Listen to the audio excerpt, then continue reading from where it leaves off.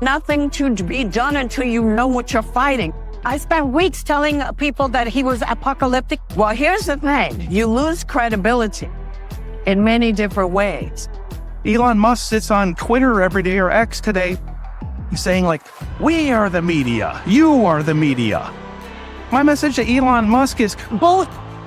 Of the moments where it's like a light bulb went off, you need to scratch beneath the surface a little more because you don't have a realistic view of what's going on here.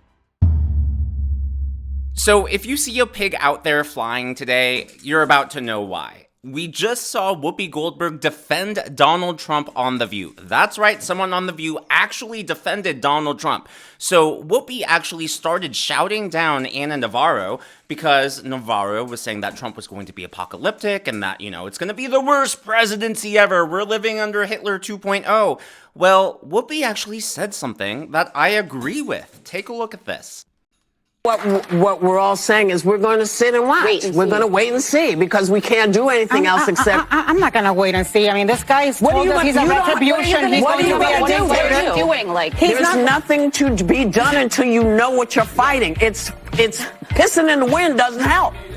You just get a wet face. But I mean, what I'm saying is I have no false expectations that at 78 he's going to all of a sudden turn into another human being. And I'm not going to spend. I spent weeks telling people that he was apocalyptic. I'm not going to change now because it's still the same man. Not treating every single thing like I think that's when we lose credibility. Well, here's the thing. You lose credibility in many different ways. If you don't know what you're talking about and you accuse him of something, then they're going to blow it back. That's why I say we need to wait and see exactly what you're going to do. So this is really interesting, right? Because The View has been the #1 vocal critic against Donald Trump for the last who knows how many years.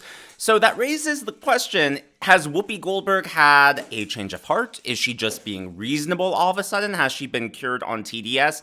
Now, don't get me wrong, I am not disillusioned. I don't think she's all of a sudden on board the Trump train and all for MAGA. But it really is a change of tune for her.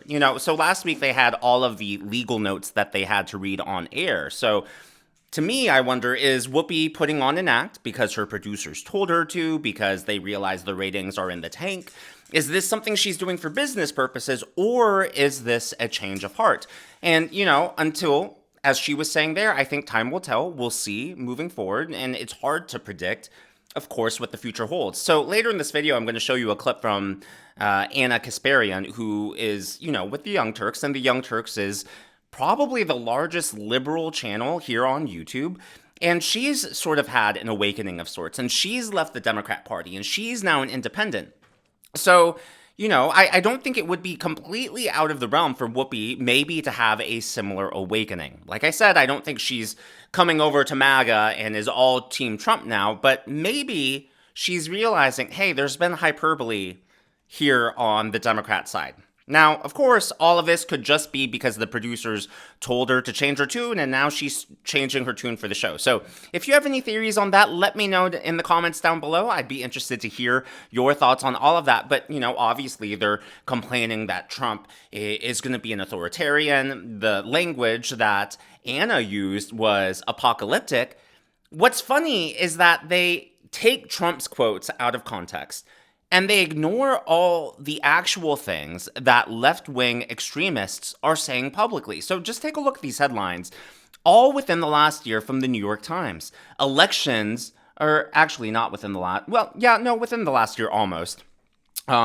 This first one, August 2023, but elections are bad for democracy. And then the First Amendment is out of control. This was written in July of this year. And then the Constitution is sacred. Is it also dangerous? All from the New York Times, all from the paper of record, and of course, all from left-wing authors. And yet we didn't see a meltdown, criticizing the New York Times. We didn't see anyone suggesting that the New York Times should be banned from X or that they should be excommunicated from the rest of the world. Yet they actually are putting out dangerous propaganda, and no one has an issue with that. So I just wanted to say that because I saw earlier today, I think it was Chris Mowry, one of Harry Sisson's friends, was talking about, well, Trump threatened to terminate the Constitution. If you actually listen to what he said, that's not what he was communicating. I've said plenty of times before, Trump is sometimes bad and careless with his language, but if you listen to the full context of what he's saying, the messaging is actually really good. He's great at messaging, but maybe the exact wording and the exact phrasing isn't the best, but that's because he speaks off the cuff. He speaks like a normal person. He's not a tightly scripted politician, and that's why people resonate with him. As, you know, obviously his message is good as well, but they know that he means what he says. And so that's why when people take him out of context, people just turn a blind eye. Well, you may have heard that Jack Smith is now, you know, withdrawing all of his political persecutions against President Trump. By the way, the federal government has now spent over $80 million investigating Donald Trump. And what do we have to show for it? So Jack Smith moves to dismiss 50 million DOJ cases against Trump. So the January 6th cases were all, when you add those all up, 50 million. By the way, that doesn't include the cases in New York and in Georgia. And then the reason I said 80 million is because 30 million was spent in Trump's first term when they investigated Russia. And again, nothing was found there. And it's just, like I said, what do we have to show for it? Nothing. And I think that hopefully at some point, someone needs to be accountable, not only for this massive waste of taxpayer money, but for a clearly political persecution.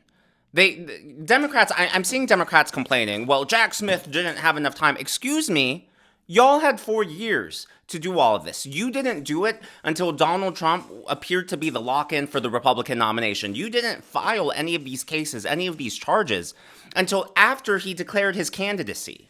The timing of it is very suspect. And I think people have a right to know whether or not these were directed by the DOJ at Joe Biden's request. And I hope that, you know, there was a paper shredding truck that was spotted outside the DOJ, I think early last week. Seriously, after they were told to maintain all of the records, a paper shredding truck showed up. Now, maybe it shows up all the time. I get that they go through a lot of paperwork, but again, it is not a good look, especially when the people want transparency. The government is supposed to exist for transparency. Now, it's not just the government. When it comes to transparency, people also want transparency from the media. And I think it's okay, you know, I think if the networks have commentators on, I don't think people have an issue with commentators. What people have an issue with are activists and commentators posing to be journalists on these objective and fair and balanced news networks. That's what people have an issue with. If someone has a clear agenda, if someone has a clear point of view, I think that's fine as long as they're open about it, and then as long as the network counterbalances and counteracts that with an opposing point of view, so that way it's not just one-sided propaganda, but people have all the information they need in order to be able to make decisions. And that's why Elon Musk's purchase of Twitter, now X, has been so effective and so popular.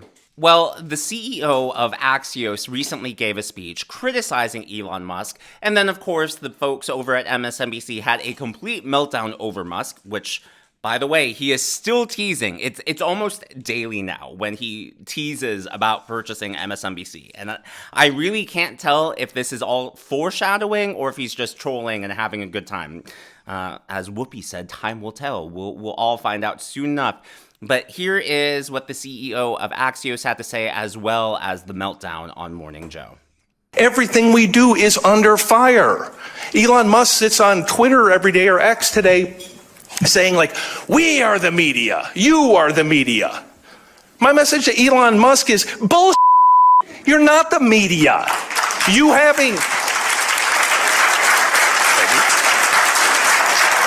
having a blue check mark, a Twitter handle, and 300 words of cleverness doesn't make you a reporter. You don't do that by popping off on Twitter. You don't do that by having an opinion. You do it by doing the hard work. Yeah, come on, slow clap, everybody. Whoa. First of all, I've got to say, extraordinary content It needed to be said. Yeah. It continues to need to be said. When all of the garbage is flying around on social media, lying about reporters, lying about the hard work they do, lying about the hard work editors do, lying about everything up and down, about not only their alternative set of facts, but alternative set of facts about what people like you do. Or if social media, people lying every day, every hour, every minute about the news. What you do matters. What the New York Times does matters. What the Wall Street Journal does matters. What Jonathan Lemire does matters. What the Financial Times does matters. What NBC News and MSNBC reporters do matters. It matters. What is hilarious is no one on Morning Joe, no one who you saw on that panel, especially Joe Scarborough and Mika Brzezinski, they don't do any actual reporting. They are not on the fields. When I think of a reporter, you know, to me, one of the best examples of an actual reporter, of an actual journalist, is a war correspondent who is overseas, whether it's in Israel, Ukraine, wherever, and they are actually on the ground. I think my first exposure was during the Iraq and Afghanistan wars, when there were actual correspondents, actual journalists on the ground reporting in real time on what was happening as missiles were literally flying over their heads. That's a reporter. That's a journalist who reports the truth. I don't claim to be on the ground, you know. I'm very clear that this is a commentary and analysis-based channel. And yet, so for Joe Scarborough to be praising what the CEO said, as if, you know, Joe himself is a reporter and he was being defended in that moment. Second of all, what I absolutely hate about that is that the Associated Press has destroyed the way the media works.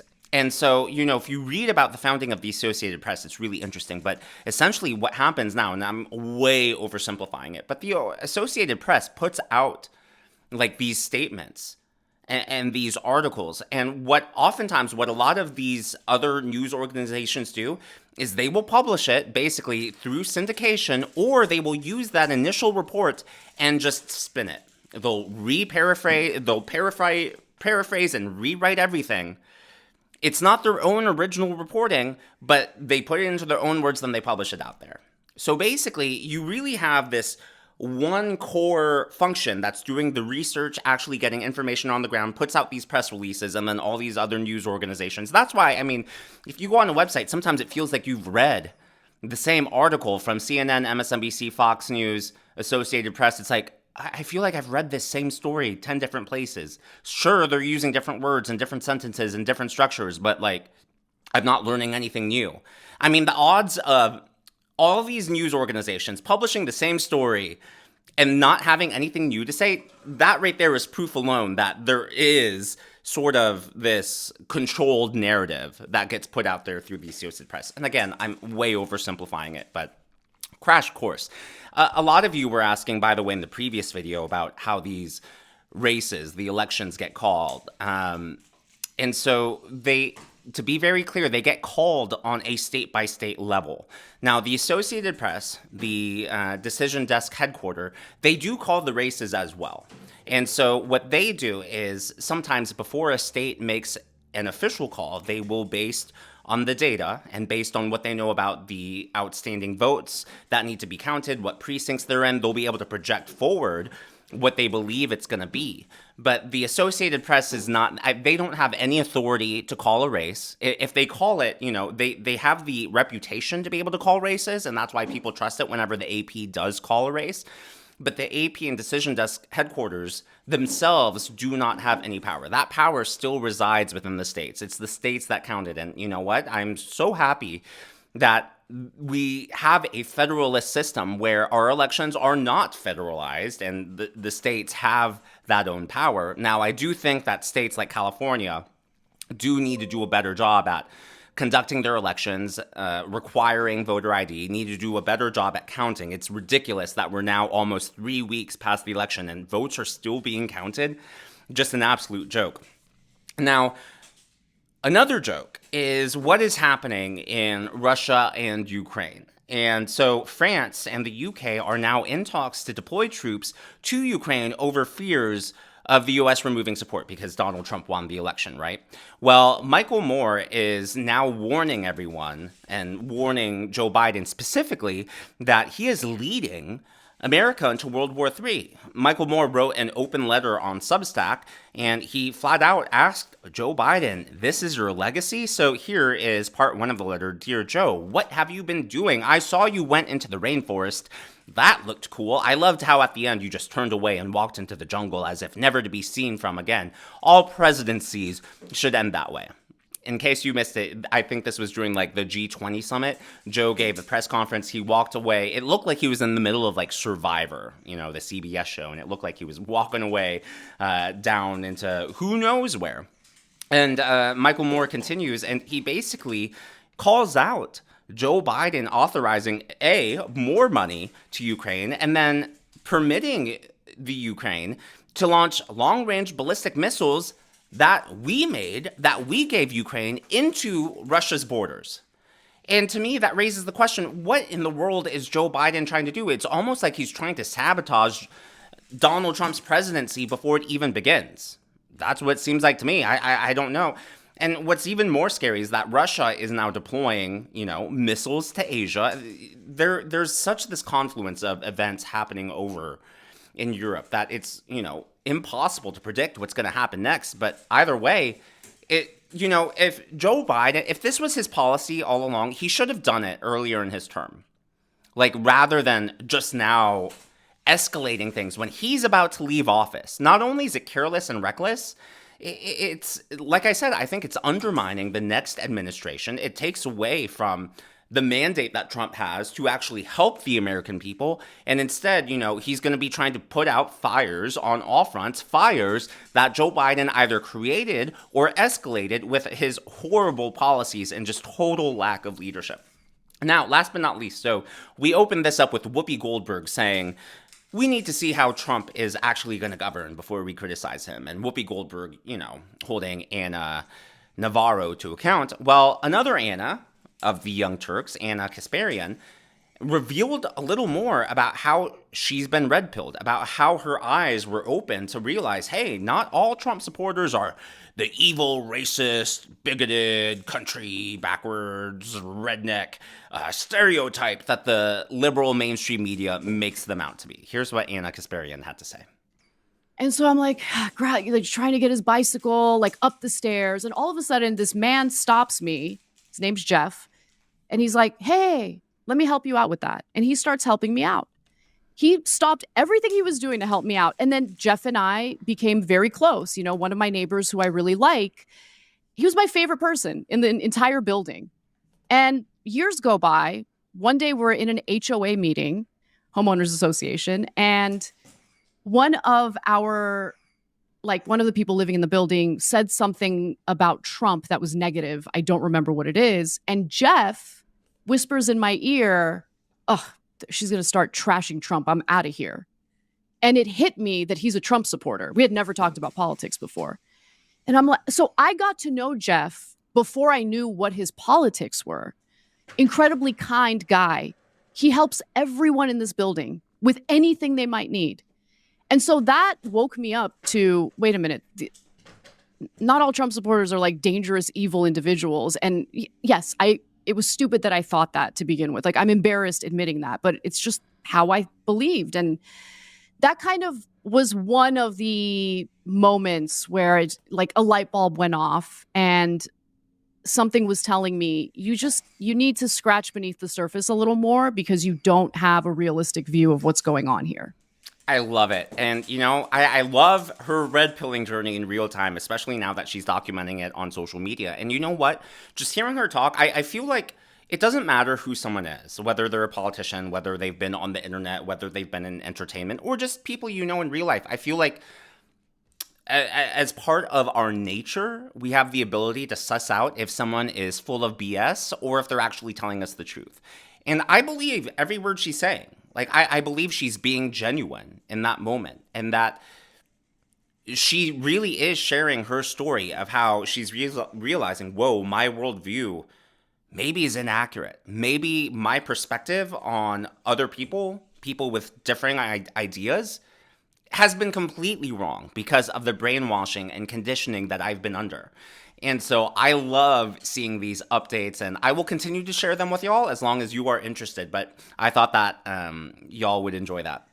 As always, all of this is just my analysis and commentary. That is what's going on in the world of politics from my point of view, and I would love to hear from you. So going back to the original topic of this video, and of course you can share your thoughts on any story that interested you, but specifically I'm curious what you think about Whoopi Goldberg. Do you think that she had just a moment of clarity and she's actually taking the high road and actually being responsible on The View? Or do you think that, hey, maybe she's getting pressure from the higher-ups? Maybe this is pressure from producers. Maybe this is pressure because their ratings, similar to MSNBC, are in the tank. Let me know your thoughts on all of that. And of course, if you have thoughts on anything else, I will have more pet name updates soon, probably, well, definitely before the holiday. There have been more guesses, more for the dog, more for the cat, and then a few, not a lot, maybe 1 or 2 more people have guessed both names. So I'll keep you all updated sometime before the holiday. If you haven't already, please be sure to give me a thumbs up. I know it's a simple thing to ask for, but it really does help me in the algorithm to reach more viewers like you.